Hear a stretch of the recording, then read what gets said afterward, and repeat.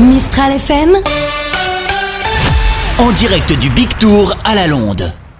On est toujours sur la Londe, sur le Big Tour avec le chanteur international. Patrice, ça fait super plaisir de te rencontrer.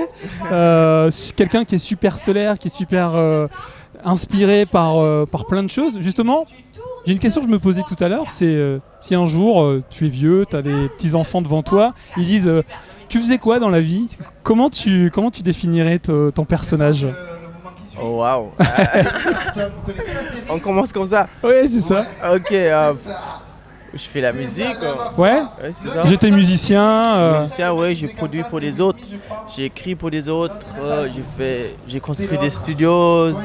Tu as fait plein de choses. Plein de choses. Et notamment, tu es, je sais pas si on peut parler d'inventeur de la swaggy music. Oui. C'est un mélange de quel style ?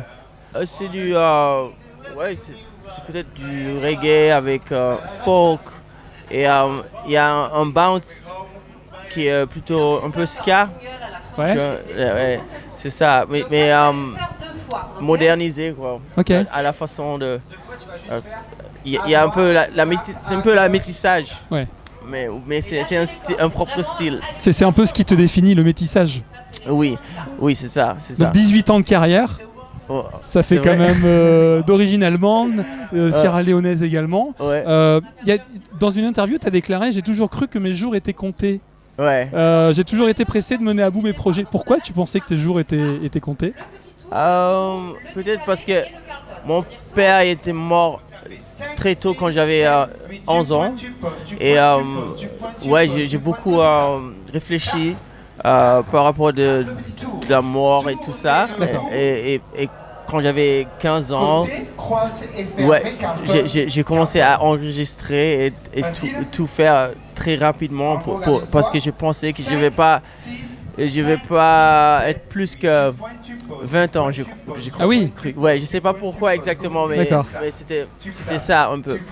Mais le message quand j'ai réfléchi, le message c'était vraiment every day is good because of being alive. C'était plutôt positif pour dire ouais, là je suis vivant et c'est un privilège et je dois utiliser chaque seconde.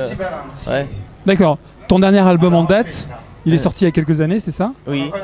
Tu peux nous en parler ? Il est issu de voyages, il est issu de rencontres, il se caractérise par quoi ? Ouais, le dernier album s'appelle Life's Blood. Life's Blood, c'est un peu l'eau, quoi. Et oui, il y avait un single avec coproduit par Diplo et The Picard Brothers, qui est un duo français. Le message c'était plutôt une collection des chansons que j'ai écrites pour moi-même, mais aussi pour des autres. Mais là, je travaille sur mon propre prochain album. Là. D'accord. C'est presque fini, oui. Patrice aime beaucoup voyager. Oui. Tu pourrais vivre sans voyage ? Ouais, je crois Ouais. que oui. Il faut construire son paradis. D'accord. J'imagine que la période de confinement était difficile pour tous les artistes. Ouais. Ça t'a fait réfléchir à d'autres choses. Ton état d'esprit a évolué pendant ce confinement ? Oui, parce que je voulais toujours avoir un endroit où j'ai ma nourriture, mon eau, ma énergie très autarque et indépendant. Et quand il y avait cette confinement, je me dis mais normalement il faut déjà être là, mais je suis toujours en train de le construire. Alors ça m'a forcé de m'empêcher, to hurry up. Et oui, de me positionner pour que quand ce soit fini, pour que je peux sortir mon album et tout ça. J'ai beaucoup enregistré, j'ai beaucoup écrit et fait des films aussi et des vidéos et tout ça. Ok. Tu disais chaque fois que je suis quelque part, j'essaie d'enregistrer un souvenir musical de cette tournée. Tu as enregistré quoi par exemple ? Il y a des inspirations qui sont venues ou... Ouais. En plus, oui, il y avait 2 chansons que là j'ai commencé à écrire. Ouais, mais ce sont plutôt des mélodies et des vibes. C'est pas encore fini. Justement, quand Patrice écrit un morceau, ça se passe comment ? avec un instrument, une mélodie, enregistrée sur l'iPhone. Comment ça peut se passer? Ouais, j'enregistre beaucoup sur l'iPhone. Ouais. Mais parfois aussi, quand on me donne un instru et j'écris sur ça. Ça dépend vraiment.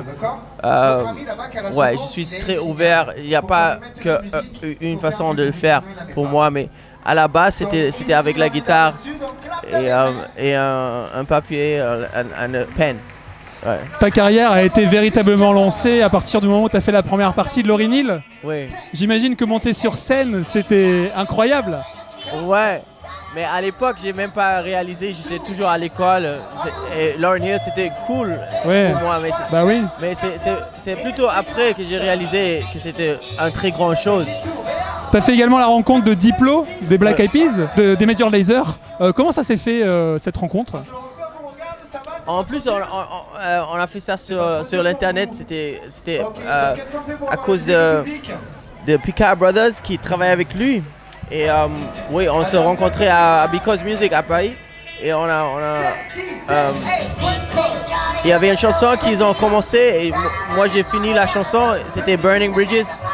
Et Diplo l'écoutait et il s'est dit ouais, je vais être le coproducteur. Et lui il a mis son touch. Si t'avais pas fait chanteur, t'aurais fait quel métier? Tu sais pas? Je sais pas, mais il y en a plusieurs. Ouais. Ouais, mais c'est plutôt important de s'exprimer, je crois, dans la vie. Pour moi, ça doit être quelque chose de créatif. Tes projets, t'en as encore, mis à part cet album, t'as d'autres projets que t'aimerais lancer? Ouais.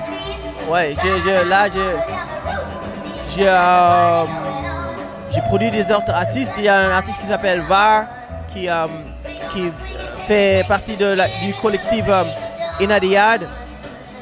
Et son album, son EP, on va sortir ça sur mon label bientôt. Et une autre chanteuse allemande qui s'appelle Larry. Et aussi quelques artistes dancehall de Jamaïque on va sortir. Et là, je suis en train de finir le pochette et aussi des vidéos pour mon album. Très bien. Ouais. Donc plein de projets, un album qui arrive bientôt. Ouais. Je te souhaite bonne chance et puis bonne continuation, Patrice. Merci et bonne chance pour ce soir. Merci. En concert au Big Tour. Merci Patrice.